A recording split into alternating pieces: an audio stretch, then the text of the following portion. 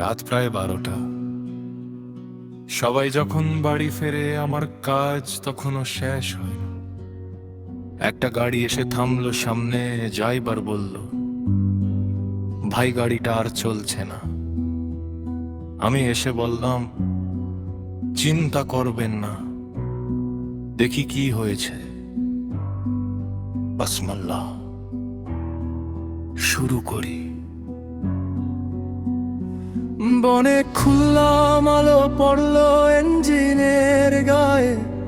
শহর ঘুমায়, আমার রাত কাটে এই ছায়ায়। একটা একটা ওয়ার দেখি, একটা একটা সাউন্ড।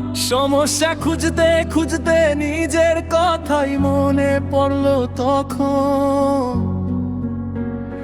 কখন যে রাত হলো বুঝতেই পারিনি।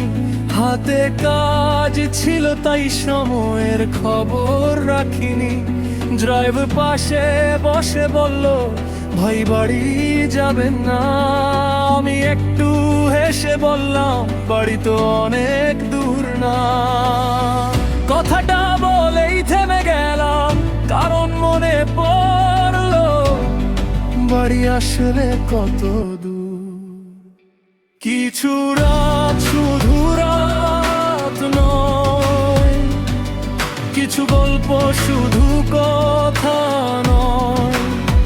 मैं चुप हूँ मगर दिल बोलता है, जो खो गया वो याद आता है। रास्ता যত লম্বা হোক গল্পটা থামে না। ইনশাল্লাহ একদিন সব ঠিক হবে, এই বিশ্বাসটা কমে না। उसने पूछा, भाई इतना रात तक काम क्यों? मैंने कहा, कुछ सपने हैं, उनका हिसाब क्यों?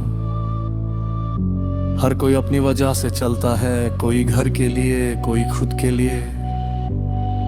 मेरी भी एक कहानी है जो मैं हर किसी को नहीं बताता।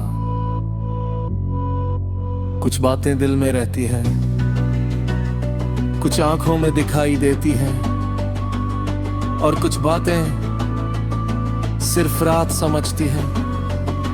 या रब मेरे रास्ते आसान कर, अल्हम्दुलिल्लाह जो मिला उसके लिए शुक्र है। इंशाल्लाह कल आज से बेहतर होगा। গাড়িটা শেষমেশ স্টার্ট নিল, ইঞ্জিনের শব্দ বদলে গেল। ড্রাইভার হাসল, ভাই আপনি না থাকলে আজকে বিপদে পড়তাম। আমি শুধু বললাম, কাজ তো আমার এটাই। কিন্তু সে জানতো না, এই ইঞ্জিনের শব্দ ঠিক করতে করতে আমি নিজের ভেতরের অনেক শব্দ সামলাই। কেউ দেখে মেকানিক, কেউ দেখে ওয়ার্কার, কেউ দেখে একজন সাধারণ মানুষ। কিন্তু আমার ভেতরে একটা অসমাপ্ত গল্প এখনো চলছে।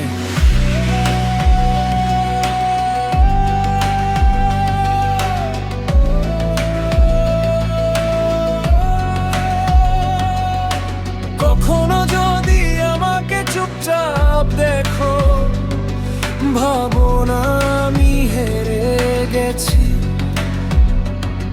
কিছু মানুষ চুপ থাকে কারণ তাদের স্বপ্নের শব্দ অনেক বড়। আমি কথা কম বলি, কাজ দিয়ে উত্তর দিই। কিছু শুধু রাখিনি, কিছু গল্প শুধু কথা নয়। मैं गिरा भी हूँ, सफला भी हूँ, लेकिन कभी रुका नहीं हूँ।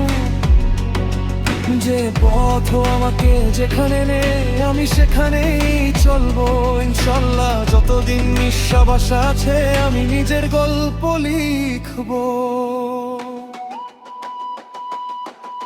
আলহামদুলিল্লাহ, আজকের রাত শেষ, কিন্তু গল্পটা এখনো শেষ হয়নি। গাড়ি চলে গেল, রাস্তা আবার ফাঁকা। আমি ইঞ্জিনের হুড বন্ধ করলাম আর মনে মনে বললাম, কাল আবার দেখা হবে। এমডি মনসুর আহমেদ, গল্প চলছে।